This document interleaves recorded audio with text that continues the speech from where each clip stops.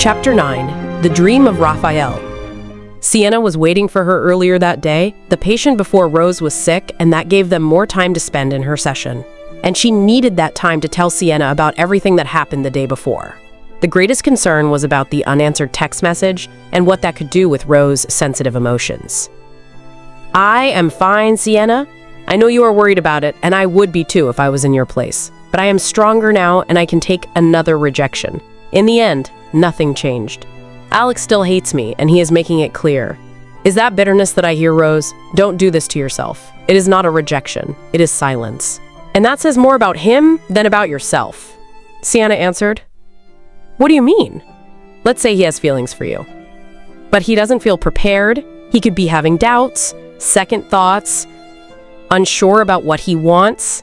Maybe he is focused in something else like career.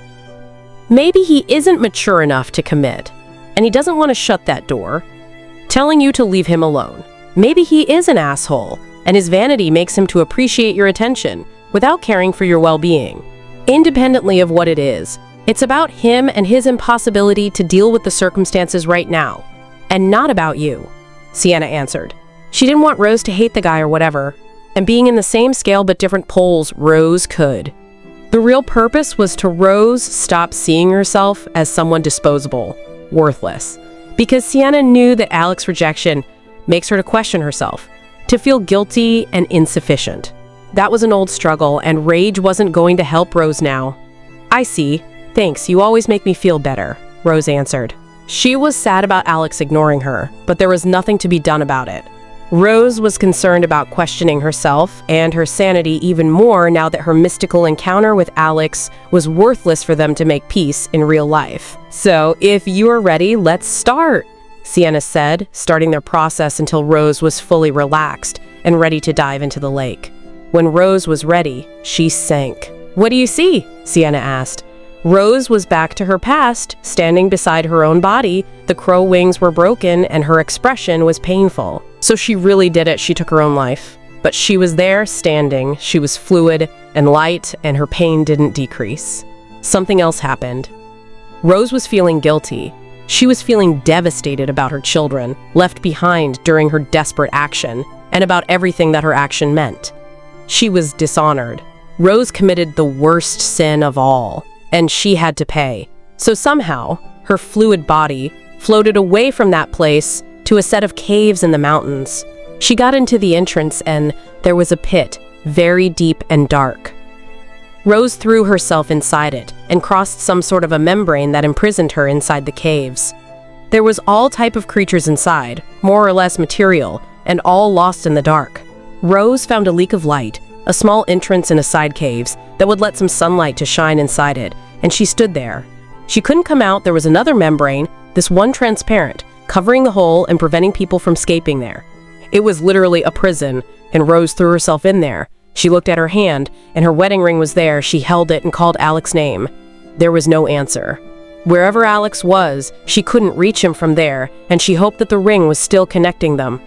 Rose watched herself there for days in a row, grieving her lost love, her family that was left behind, and her fate. She was punishing herself for what she had done, and the darkness started to take over her, as happened to the ones before. One particular shadow, a man, was protecting her from the other shadows, and Rose allowed him to get closer with time. However, he deceived her in her sleep and took Alex's ring away. Rose couldn't feel Alex anymore, and she was devastated. The shadow told her he would have mercy and gave her back the ring, but when Rose put it back to her hand, it wasn't Alex's ring anymore, it was the shadow's. She was bound him now, instead of being bound with the love of her life, and Alex lost her forever. The shadow took control of Rose, and when she was finally found by the same people that took her beloved away from her, she was nothing but a shade of what she once was. The shadow that controlled her had to be expelled from there to set her free from his presence, and they did it. The caves. Why do I always go back to them? Rose thought to herself. As they were talking to her, she felt ashamed of herself. Not only for her guilt, but for the pity Rose noticed coming from them and their words. So the pain and the rage made her to desire to disappear? Just stop existing. Rose watched her shut herself down in a light cocoon, and her consciousness was slowly vanishing as she watched her Alex, now in spirit, coming for her from the bottom of the caves, and his face was the last thing Rose ever saw before disappearing. Rose went back to the surface of the lake. Everything she saw, she was describing to Sienna. It was confusing, and Rose didn't understand much about what was happening in there. She was just describing this almost silent collection of events and the emotions she felt.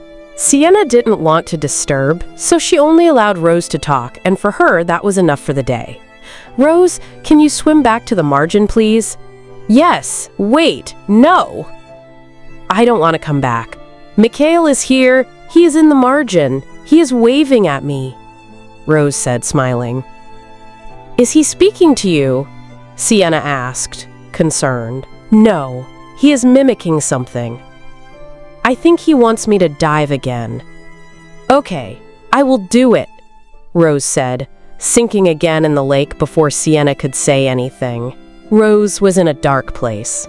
It was a wide corridor where she couldn't see the roof and empty of things, besides those shiny cocoons. They were lined up against the wall and were connected to the structure by what looked like an umbilical cord to Rose. She heard some male voices and walked towards them. "I understand, but I can't attend your request."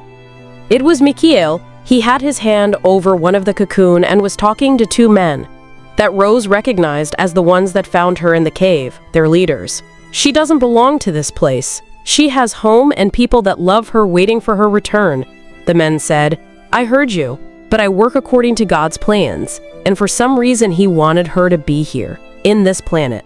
Whenever she is ready to reincarnate, there will be a mission for her learning and purpose, and we can't interfere."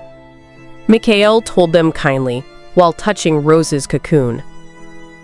"Can't you reconsider? We really want to take her home. I am sorry.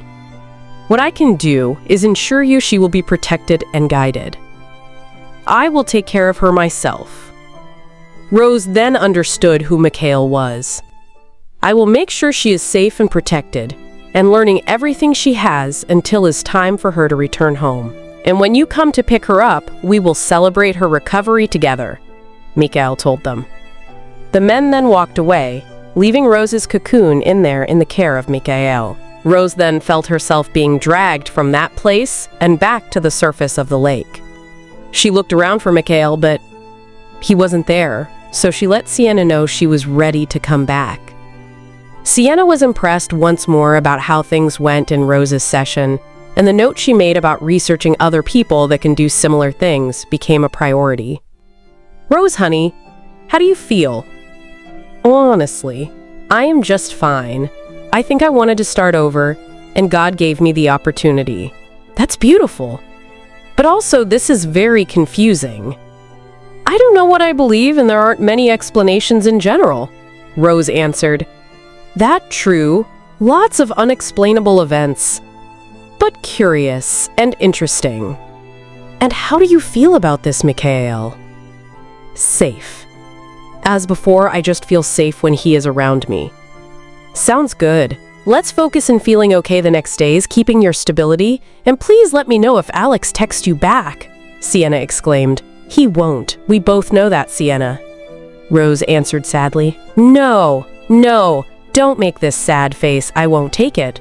We are going to get ice cream right now to put a smile back in your pretty face, and that's your doctor's orders," Sienna said, making her smile. And once more, Sienna saved her from the bad thoughts, but this time with waffle cones.